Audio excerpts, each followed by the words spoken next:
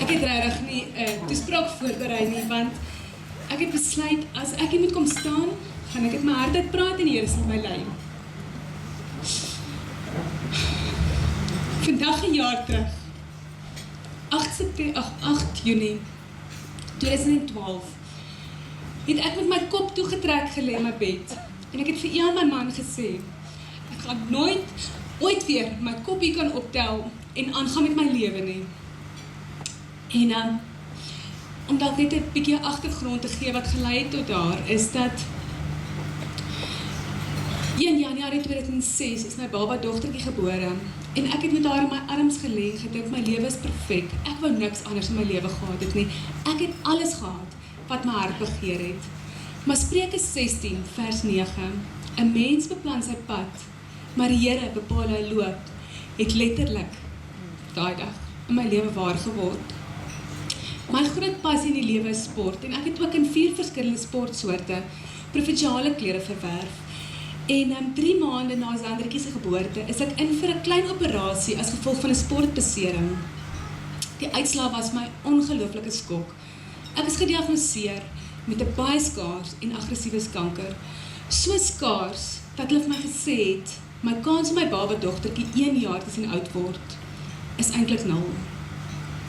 Na baie wonderwerke en baie dinge wat die Here in my lewe kom doen het, staan ek vandag met 'n verskriklike dankbare hart, nietig en klein voor die Here.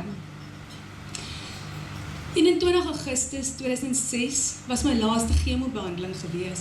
21 Augustus 2009 is ek terug hospitaal toe, maar die keer om my baba seentjie te gaan haal, nadat die dokters vir ons gesê het, daar's geen manier dat ons nog kinders gaan hê nie.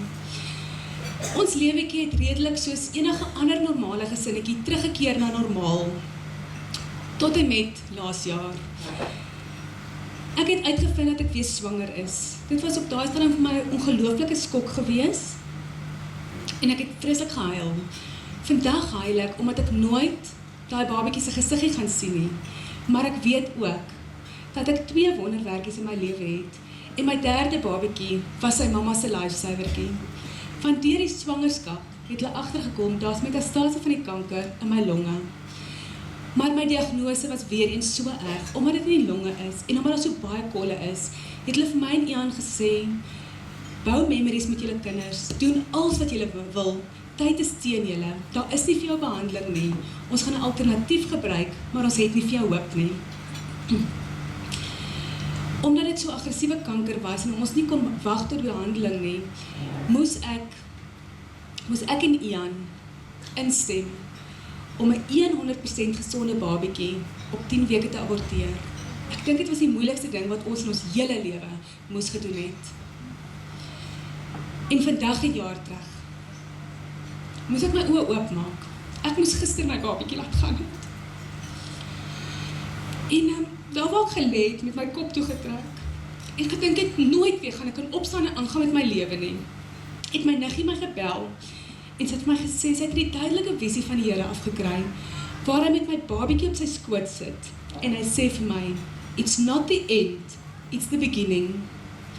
Ek het my Bybel gevat om stilte tyd te hou, en had 'n briefie wat iemand 6 jaar terug vir my geskryf het, uit my Bybel uitgeval, en al wat op my blaadjie staan, is die getal 8, new beginnings. Op daai stadium het ek nog nie besef, die datum van daai dag was die 8ste nie. En een van my beste vriendinne, Amet, na my toe gekom, sy het my kom salf.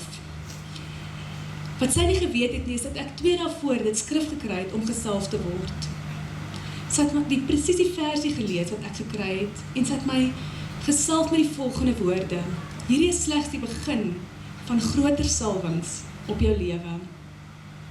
Ek het agterna besef, dis die 8ste, en toe ek met die Here in gesprek is, en ek sê vir hom, Here, ek weet my diagnose, maar so baie kolle, toe wys die Here vir my, deur 'n baie groot operasie, kon hulle 3 kolle verwyder het, daar was steeds 5 kolle in my longe, dis 8 kolle.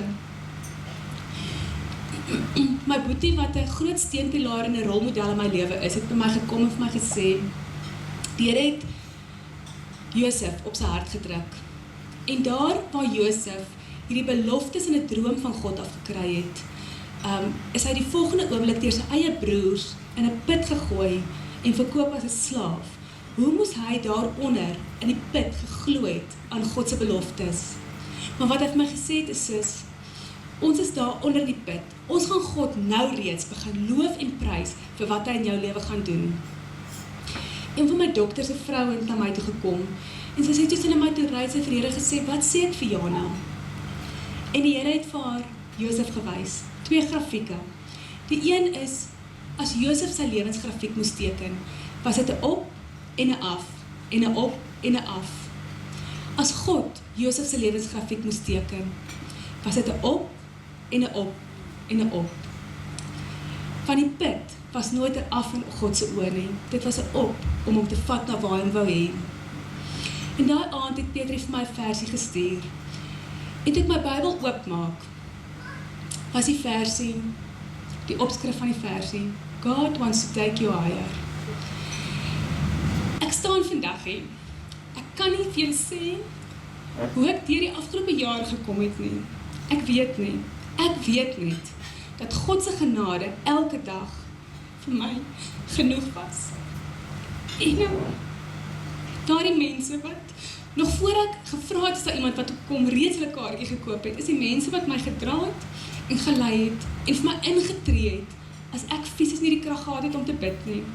Dit was die mense dat as ek moes gaan vir 'n scan en ek by die hospitaal instap, het hulle reeds daar gesit en gebid. Dit is die mense wat maak dat ek vandag hier kan staan en weer kan hoop bring en kan sê, ons dien 'n lewende God wat vandag nog wonderwerke doen en gebed het bonatuurlike krag.